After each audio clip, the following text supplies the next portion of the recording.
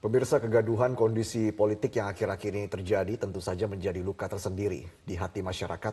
Mulai dari pernyataan Presiden Joko Widodo yang akan cawe-cawe dalam Pilpres hingga puncaknya adalah putusan MK yang memuluskan Gibran Rakabuming Raka menjadi kontestan di Pilpres 2024 mendampingi Prabowo Subianto. Apapun luka itu, pesta demokrasi harus tetap berjalan dan kita hanya bisa berharap supaya pemilu bisa berlangsung jujur dan adil.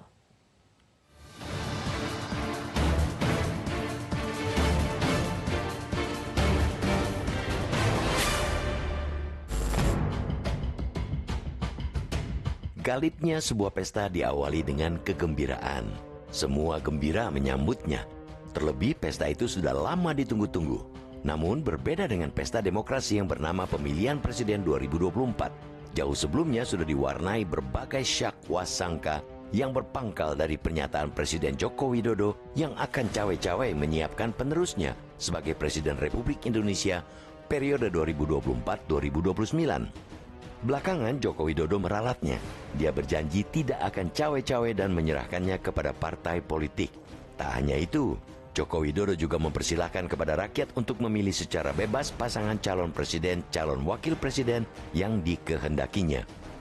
Meski mantan gubernur DKI ini berjanji tidak akan cawe-cawe dalam Pilpres, rakyat tidak begitu saja percaya.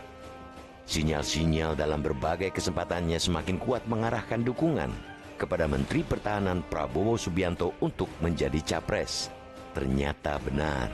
Diam-diam Joko Widodo menyiapkan putra sulungnya, Gibran Rakabuming Raka, untuk menjadi cawapres yang akan mendampingi Prabowo Subianto.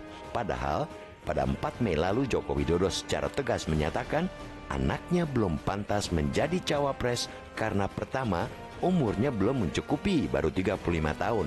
Dan kedua, baru 2 tahun menjabat wali kota Solo. Yang logis saja, tandas Jokowi. Ibarat pepatah Jawa, esok delai, sore tempe. Pagi kedelai, sore tempe. Sikap Joko Widodo pada 22 Oktober lalu berubah total. Dia menyatakan tidak akan ikut campur urusan anaknya karena anak sudah dewasa. Tugas orang tua hanya mendoakan dan merestui, ujarnya. Lidah memang tidak bertulang. Puncaknya, putusan kontroversial Mahkamah Konstitusi yang diketuai Anwar Usman memberikan karpet merah kepada keponakan tersayangnya, Gibran Rakabuming Raka, untuk melenggang pada kontestasi Pilpres. Lembaga yang disebut sebagai penjaga konstitusi ini memberikan norma baru berpengalaman sebagai kepala daerah, meski batas usia tetap tak berubah, 40 tahun. Tak pelak, MK pun berubah sebutannya sebagai Mahkamah Keluarga. Putusan MK itu ternyata prosesnya benar-benar bermasalah ketika Mahkamah Kehormatan MK menyatakan Ketua MK Anwar Usman dinyatakan melakukan pelanggaran berat kode etik hakim MK yang tak sesuai dengan Sabta Karsa Utama, yakni ketidakberpihakan, integritas, kecakapan, kesetaraan, independensi, kepantasan, dan kesopanan. Tak jauh beda dengan sang paman, bak anjing menggonggong, kafilah berlalu, Gibran juga maju terus dalam pencalonan. Sang paman pun emoh hengkang dari MK. Putusan MK memang bersifat final dan mengikat, namun proses pengambilan putusannya cacat moral dan etika. Alhasil, budaya malu di negeri ini memang jauh panggang dari api. Tak heran apabila prosedural demokrasi masih menjadi patokan utama ketimbang substansi dan etika berdemokrasi. Jangan kaget bila faktanya sejumlah partai politik bukan melahirkan negarawan, melainkan pencoleng uang negara.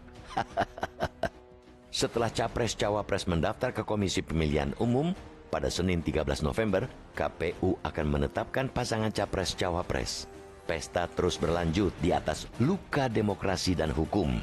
Jangan biarkan luka semakin menganga dan bernanah, karena pemilu yang tidak jurdil oleh elit-elit yang sedang menikmati candu kekuasaan.